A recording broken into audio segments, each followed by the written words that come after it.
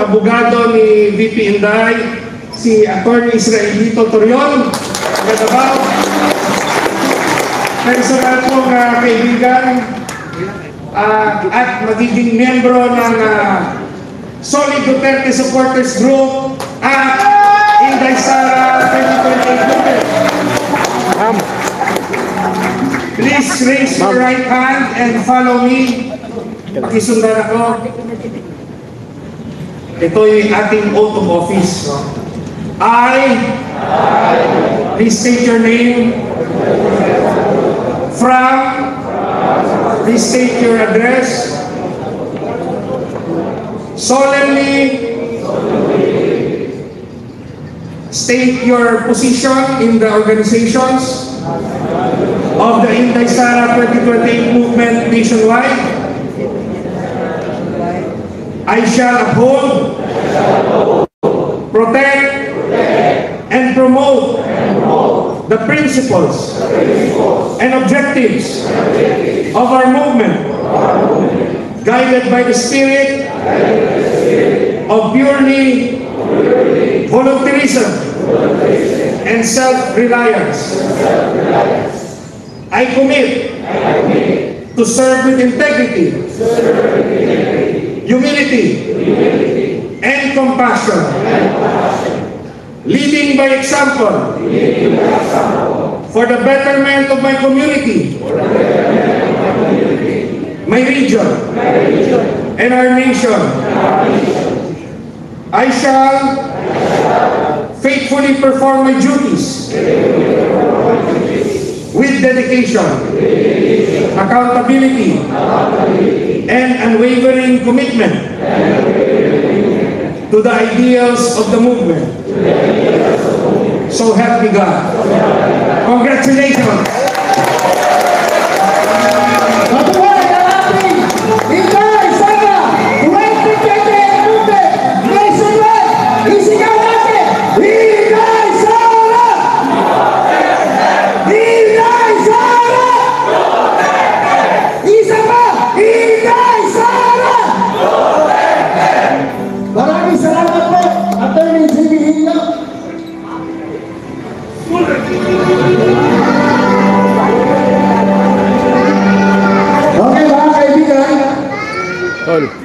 Upang ibigay naman natin sa kanya ang pagkakataon upang magbigay din ng message, short message for us.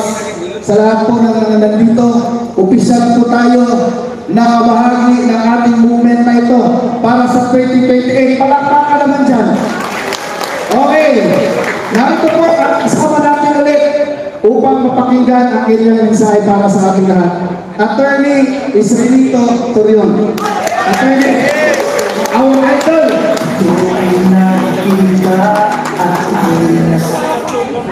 A'udzubillahisyaitanirrajim. Bismillahirrahmanirrahim. Assalamualaikum warahmatullahi wabarakatuh. Magandang hapon po sa ating lahat. I will talk for only a few minutes. I will have a structure. I will report to you what is happening with the cases that I'm handling, and then I will deal with the topic that is before us this afternoon, and that is the Inday Sara 2028 movement nationwide. Would that be okay with you guys? Ako po si Atty. Torion. Una-una, ako po ang abogado ni Pastor Apollo Sigibuloy. Noong una kami inatake po doon sa KOJC compound. Alam niyo po anong nangyari kay Pastor, ngayon po ay siya pa rin ay nakakulong. Maski ano pong ginawa natin, wala tayong magawa kasi po siya ay naging proyekto ng pamahalaan ito upang pahirapan ang lahat ng mga sumusuporta kay Tatay Digong. Alam niyo po yan. And then it happened na pagkatapos silang atakihin ang KOJC, wala na silang kiyeme, wala na silang hiya, si Tatay Digong na mismo. At ang nangyari po, doon po ako sa Hong Kong at nirequest ako ni IS na kung pwede ba ay masali ko siya sa kanyang petisyon doon sa certiorari na na-prepare ko na sa ating mahal na Senador Bato de la Rosa. At nakita naman ninyo, kinidnap po si Tatay Digong minadali natin yung petisyon. Meron na sana tayong TRO pero hindi lumabas yung TRO at ngayon po ay nakakulong si Tatay Digong. Ngayon ay pending po ang petisyon natin doon sa Korte Suprema. Nag-file po tayo ng motion for the issuance of TRO on 2 grounds. One, on the alleged existence of the warrant of arrest against Senator Bato de la Rosa. And second, on the continued cooperation of the Philippine government with the International Criminal Court. What we are saying, ano pong ipinaglalaban natin? Ang ipinaglalaban po natin ay nag-withdraw na tayo doon sa International Criminal Court sa Rome Statute, and that was effective March 17 of 2019. Ang sinasabi po ng kabila ay dapat may residual jurisdiction daw ang ICC dahil sa ang mga krimen daw ay ginawa noong miyembro pa ang Pilipinas doon sa Rome Statute. Ang sabi naman natin, under Article 127 of the Rome Statute, wala na po silang residual jurisdiction. Kasi yung sinasabi nilang residual jurisdiction ay dapat ang matters under consideration.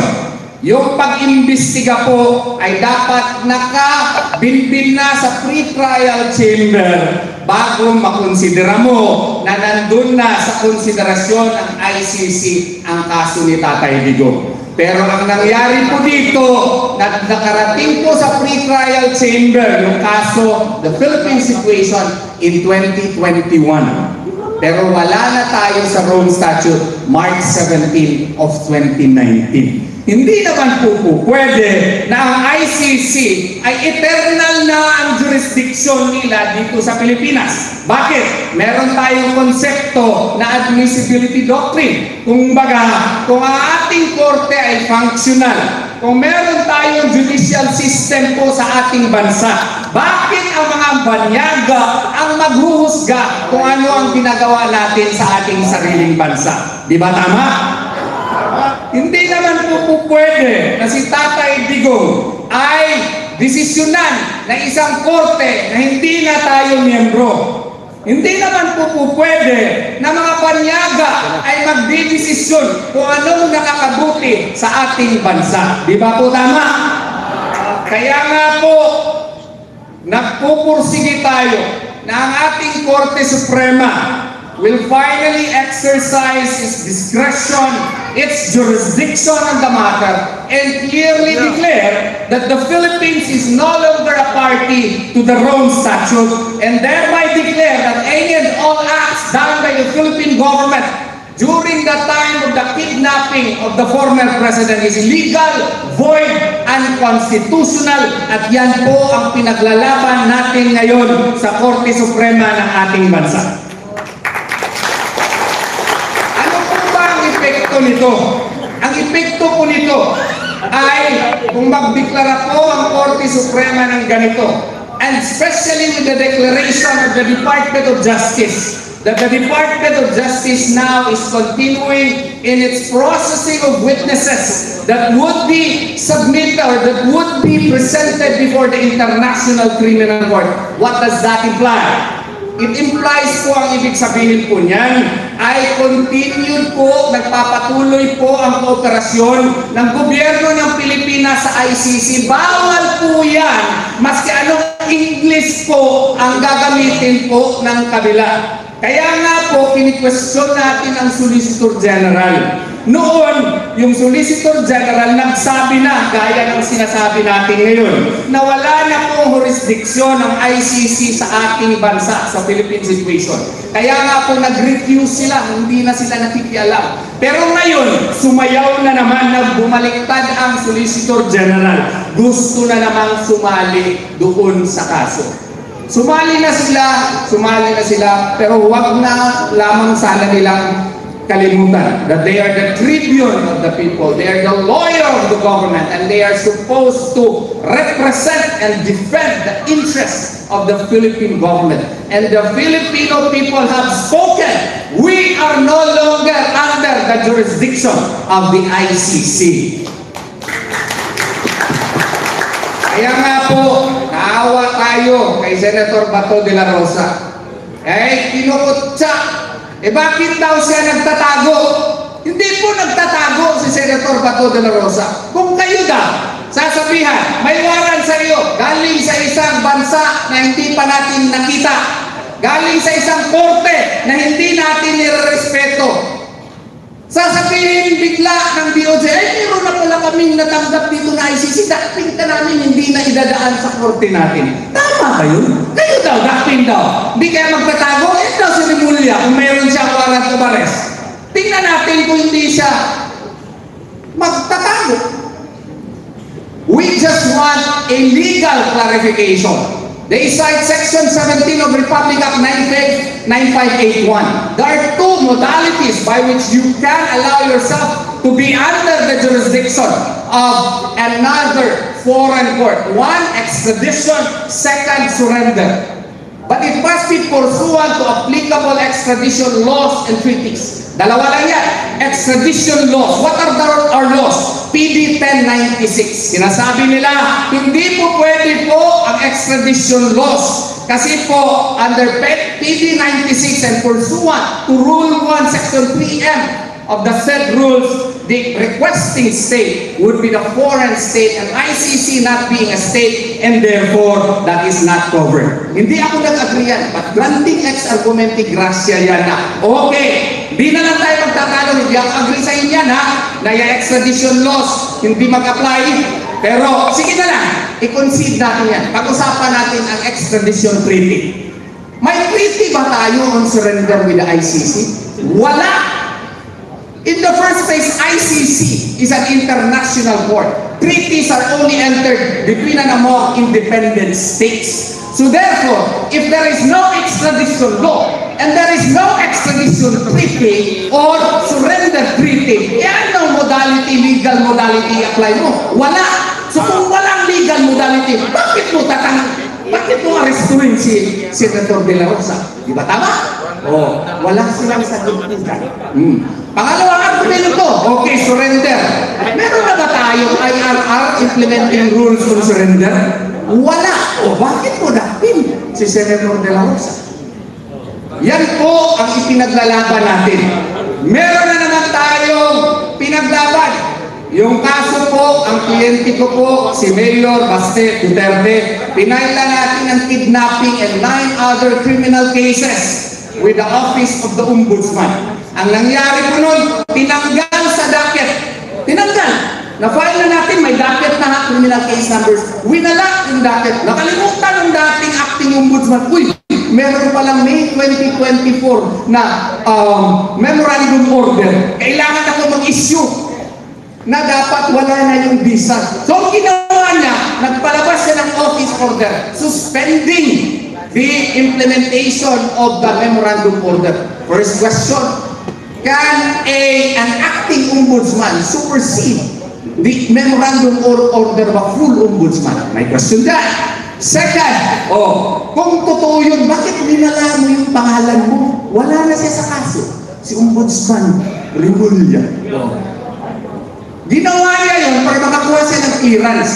Pagkakuha niya ng clearance, hindi qualified na siya, na-appoint na siya ngayong ombudsman. Tama ba yun? Because under the rules, pag may pending case ka with the Office of the Ombudsman, hindi ka pwede ma-issuehan ng certification. Ergo, hindi ka pwede ma-appoint. Tinanggal yung docket, binigyan siya ng certification, dinakit uli, wala na siya sa kaso. Pwede ba yun? Bakit? Nag-issue ba kami ng affidavit of desistance sa kanya? Kaya nga po, pinayla natin ang disbarment case po si Ombudsman Rimulya. Sabi ni Mayor Baste, paila natin yan, attorney. Go! Go tayo dyan! Tayo rin po ang nagtulong kay Ma'am Inday doon sa kanyang impeachment. Naalala niyo po? Meron nga portion yun, datoryon petition, no? Pasalamat po tayo sa Supreme Court dyan. Pero, may mangyayari na naman ngayong February 6, 2026. Kaya, Mindanawans, kailangan hugot bakos tani. Kailangan na nato ang inyong suporta kay Karon March 2026, duna na sa impeachment complaint kay file against sa atong pinalangga VP Sara. Musugot ba niya na? Mao gali kitang tanan maghugpong kita. If they were saying nga ang Mindanao puno maka Duterte, dili lang maka Duterte, pwede din mamatay para sa mga Duterte o para sa Pilipinas.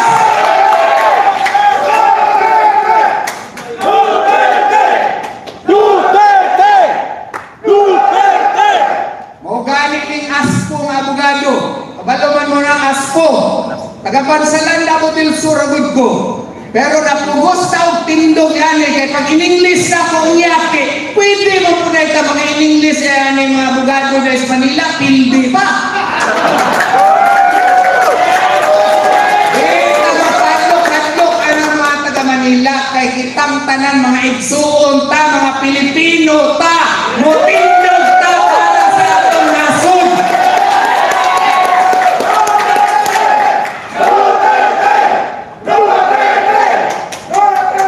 And going back now to the main topic, nga gipangilugdahan sa atong pinalanggang Commissioner Mar Masanggit. My hats off to you, sir. Thank you very much for spearheading this organization. Mindanaoans, we need to unite. If in the past we were able to give 88%, 90% for the Dutertes, for Inday Sara, this 2028, nakita na nato kung kita panguluhan o adik perting isura sa atong kainta. Ato yung dangguhon nga karong 2028, do not give Inday Sara 88%. Fuck that! Let us give Inday Sara 99% na suporta sa Mindanao. Ipakita nato nga Mindanaoan magkahiusa. We can be a force to reckon with if we are united. We will give the Philippines the true vote for the people, by the people, and of the people. Why? Because we need to understand that we have to unite to save our country. Mauna ni karon. We are going to the dogs. We are going to the rats if we will not do something great for our country. Mindanaoans, therefore, let us give a very definite support to Inday Sara this 2028. O pinapunta ang iyang mga senador. Suportahan nato si JP Hinlo, nagikinahanglan na siya.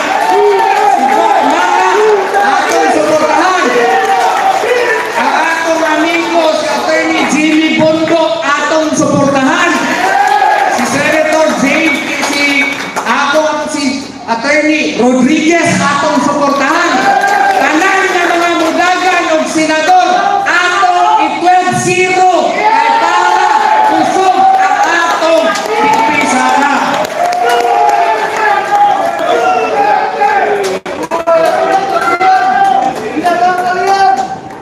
Of course, ato bang suportahan si Atty.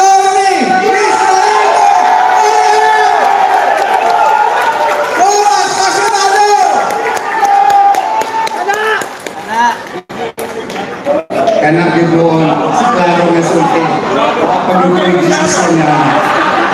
Ayaw na kanang doon.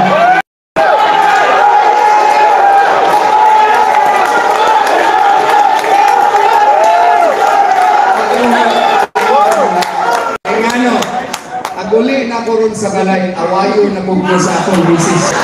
Ngano, nga itong 2022, nagpatuga-tuga kong dagan sa Davao del Sur, pildi pabitaw ko, nagkautang-utang ko tungkol sa ako ang maging. O itong experience na ito, hadlok na dugo. Pero akong pasalig sa inyo, kung di man kumudangan, I will support Inday Sara. I will support the Senate slate. Sorry, hindi mo support. Si Atty. Gatong kayo ang tabang na sa mga Duterte. Si VP Sara, wala siya na-impeach. Siya ang nag-file ako sa Supreme Court. Ayaw na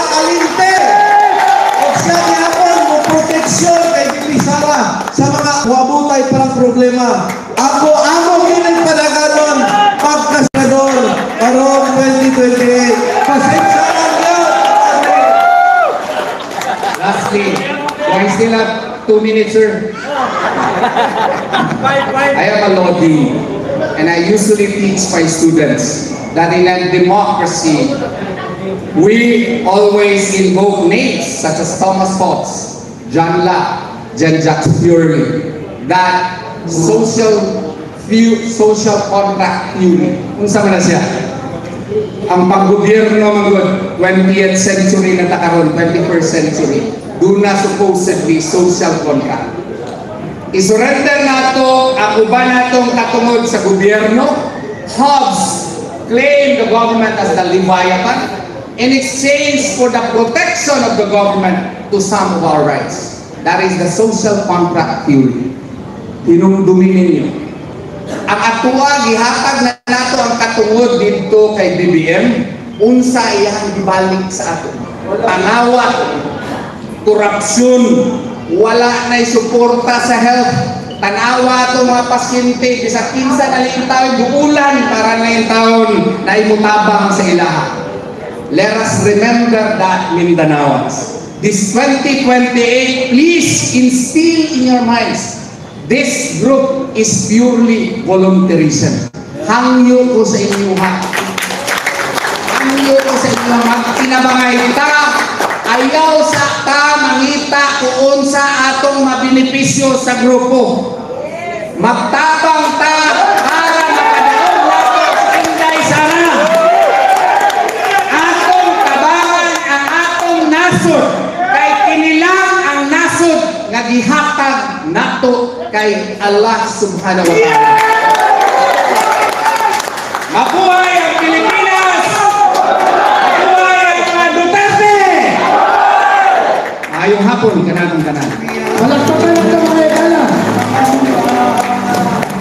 Grabe, solid. Salamat.